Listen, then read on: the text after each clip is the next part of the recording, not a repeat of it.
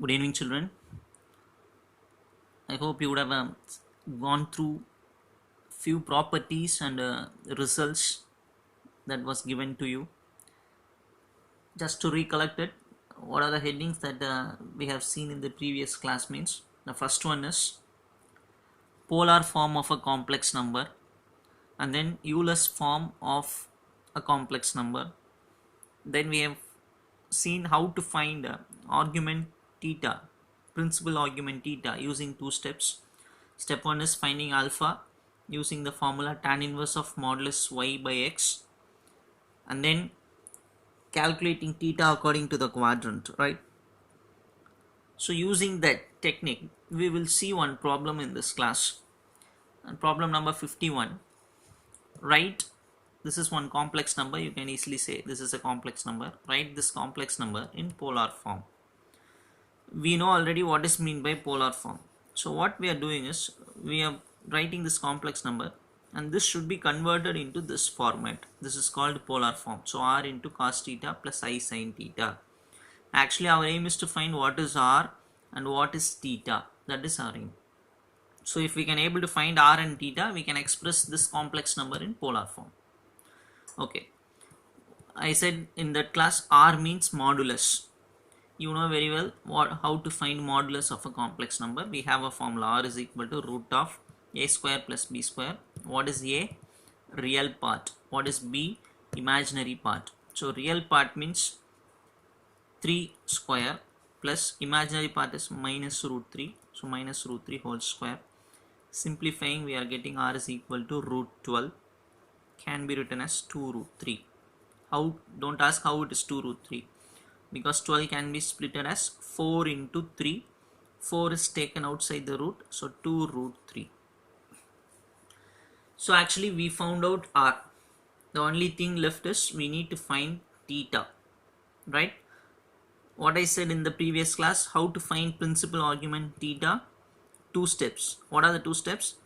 First we need to calculate alpha, right? Alpha is equal to tan inverse of modulus y by x. Alpha is equal to tan inverse. What I said for y is nothing but imaginary part. Now in this question, what is imaginary part? Minus root 3. But still I'll be writing plus root 3 because modulus sign is present. Children, are you listening? The formula is actually alpha equal to tan inverse of modulus y by x. But y is, even though y is negative, minus root 3, I can write it as plus root 3 because of modulus symbol by, what is x? 3. So that I have written here. So don't get confused. Y is written as plus root 3. Because of modulus symbol, we are writing it as a positive number by 3, right? Now alpha is equal to, by simplifying this, how I am simplifying this? 3 can be written as, can you guess how it is? This 3 can be written as root 3 into root 3, right? So cancelling 1 root 3, the remaining will be tan inverse of 1 by root 3. This 3 is written like this, 1 root 3 gets cancelled and the remaining is this. And you know very well tan inverse of 1 by root 3, answer is 30 degree. Tan inverse of 1 by root 3 is 30 degree. 30 degree means pi by 6. Pi by 6 means 30 degree, right? Okay. Now we have calculated alpha using this formula. Then we will find theta using the quadrant. I am writing here, since theta lies in 4th quadrant. How I am writing that? See the question. What is the symbol of real part? Plus. Symbol of imaginary part? Minus. So plus minus. That is what I have written here. Plus minus. Why I am writing plus minus? Because the question is 3 minus I root 3. This is plus and this is minus. Could you able to understand this? The question is 3 minus I root 3. Why theta lies in 4th quadrant? Because real part is positive, imaginary part is negative. So since it lies in 4th quadrant, what is the formula? Theta is equal to minus alpha.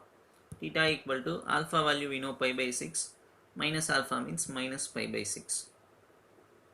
So whenever question is asked, write the complex number in polar form, we should find two things. One is r and the other one is theta. Here we have found out r value. Now we got theta value. So almost the problem is over here. Just we are going to substitute r value and theta value in this first equation. This is called polar form. So we will write, therefore the polar form is, the question is 3 minus I root 3. This can be written in polar form as, in place of r, I am going to substitute this value 2 root 3 bracket cos, in place of theta value we found out as minus pi by 6. So cos of minus pi by 6 plus I sine of, in place of theta again I am substituting minus pi by 6. So very simple sum. Finding polar form, we need to find two things. One is r, other one is theta. So actually in this problem we have to find only two things. What are they? One is this r value. This r value I have to find out. I found out here. And for finding theta we have two steps. And finally we got the theta value here, right? This is theta. So after finding r and theta,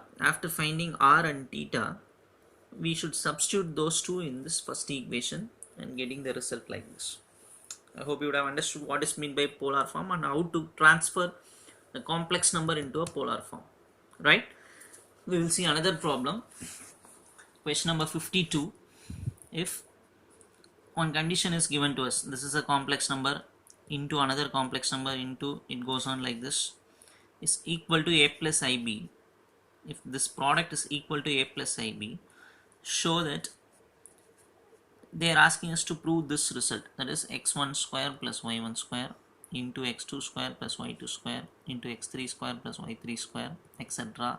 xn square plus y1 square yn square is equal to a square plus b square. This is what we need to prove.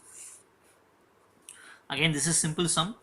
The first line is the given condition. This one we have to prove.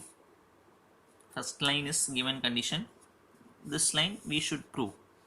So what I am doing is, what they have given, we are starting from that. Given, this line we are writing. This is given. And this is an important step. Taking modulus on both sides. We are taking modulus. We are going to take modulus on both sides of this equation. So this step comes. Entire thing is written inside the modulus symbol. This is equal to, right hand side also I am putting modulus. So this is nothing but from this step taking modulus on both sides. And you know very well property of modulus. We have few properties for modulus. So splitting the modulus using the property. Inside the modulus we have many terms. So that can be splitted and modulus can be taken to each term, right? Complex. Each complex number we can put separate modulus. That is called property. So modulus of this, modulus of this, modulus of this, etc. modulus of this equal to this one. What is the formula for modulus? Square root of real part square plus imaginary part square. Square root of real part square plus imaginary part square. Square root of real part square plus imaginary part square, etc. Here square root of real part square plus imaginary part square. Here also square root of real part square plus imaginary part square. This is nothing but formula for modulus.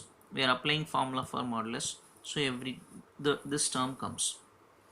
Actually what I have to prove is this. See, almost this line we are getting here. The only difference is everything is having square root.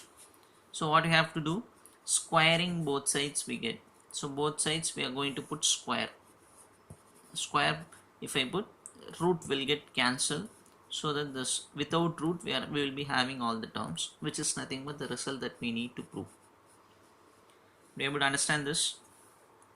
So in this we are using, first step is taking modulus on both sides. Next one is property of modulus, splitting the modulus. then apply the formula for modulus. Almost the result we have got. Extra thing is only we are having square root for all the terms, so remove the square root using squaring both sides, so we are getting the result. Again, this is a simple sum.